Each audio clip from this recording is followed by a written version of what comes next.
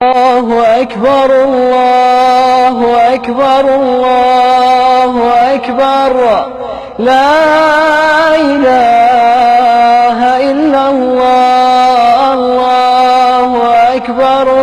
بسم اللہ الرحمن الرحیم. فی زمانہ ہمارے معاشرے میں یہ مسئلہ کئی افراد کی جانب سے پوچھا جاتا ہے کہ جانور کے اگر سینگ جڑ سے نکال دیے گئے ہوں تو کیا ایسے جانور کی قربانی کی جا سکتی ہے یا نہیں. دیکھیے، فقہائے اسلام نے یہ مسئلہ بیان کیا کہ اگر جانور کا سینگ اوپر کی جانب سے ٹوٹ جائے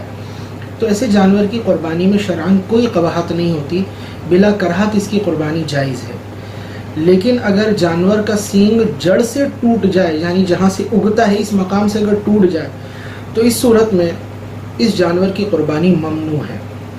کیونکہ اسے عیب شمار کیا گیا ہے. اس سے اس کی جسمانی صحت یا دماغی صحت متاثر ہو سکتی ہے.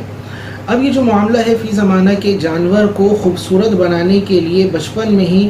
جڑ سے اس کا سینگ نکال دیا جاتا ہے اور پھر اس زخم پر کچھ کیمیکلز وغیرہ ڈالے جاتے ہیں، دوائی لگائی جاتی ہے جس بنا پر اس کا زخم بھر جاتا ہے اور بڑے ہونے پر جانور کے چہرے میں خوبصورتی نمایاں ہو جاتی ہے. تو خوبصورتی کے حصول کے لیے اور اسے خوش نما بنانے کے لیے جڑ سے سینگ نکالنے کا جو عمل کیا جاتا ہے کہ اس کی وجہ سے کیا جانور کی قربانی پر کوئی فرق پڑے گا یا نہیں. تو دیکھیے، اصل اصول اس میں یہی ہے کہ اگر اس سینگ کو نکالنے کی وجہ سے جانور کی جسمانی صحت، دماغی صحت متاثر ہو گئی یا اس میں ایسا شدید زخم پیدا ہو گیا کہ اب وہ جنون کی طرف چلا گیا یا اس کے دماغ میں کیڑے پڑ گئے ہیں، تو اس صورت میں تو یقیناً یہ جانور قربانی کے قابل نہیں ہوگا. لیکن اگر بچپن میں یہ عمل کیا گیا، اور چونکہ گائے میں یہ عمل کیا جاتا ہے،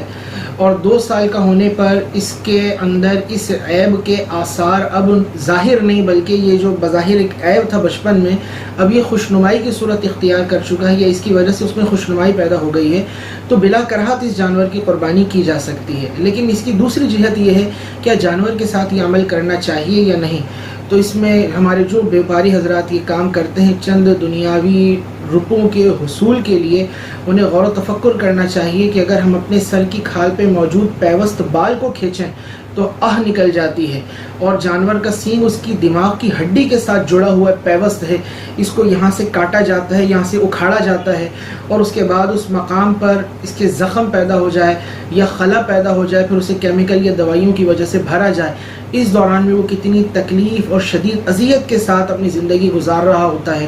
تو یہ بھی جانور ہے، ان پر بھی رحم کرنا چاہیے، ان پر بھی شفقت کرنی چاہیے، کہیں ایسا نہ ہو روز حشر اس شدید اذیت اور تکلیف دینے کی وجہ سے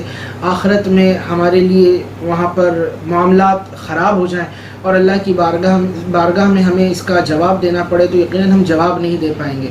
تو بہرحال خلاصہ کلام یہ ہے، اس صورت میں اگر وہ عیب اب خوشنمائی کی صورت اختیار کر گیا ہے یا اس کی وجہ سے خوشنمائی ظاہر ہو گئی، اس کی قربانی ہو جائے گی. لیکن اس طرح کے معاملے سے احتیاط کرنا چاہیے. اللہ تعالی ہم سب کو شریعت پر عمل کرنے کی توفیق عطا فرمائے، اور یہ جانور جو خدا کی ہی مخلوق ہیں ان کی بھی تعظیم اور ان کا جو اکرام شریعت نے ہمیں بتایا ہے اس کو بجا لانے کی توفیق عطا فرمائے، اور بالخصوص جو شعائر اللہ ہیں، قربانی کے جانور ہیں، ان کا ادب کرنے کی سعادت عظیمہ عطا فرمائے. آمین بجاہ النبی الامین صلی اللہ علیہ وسلم.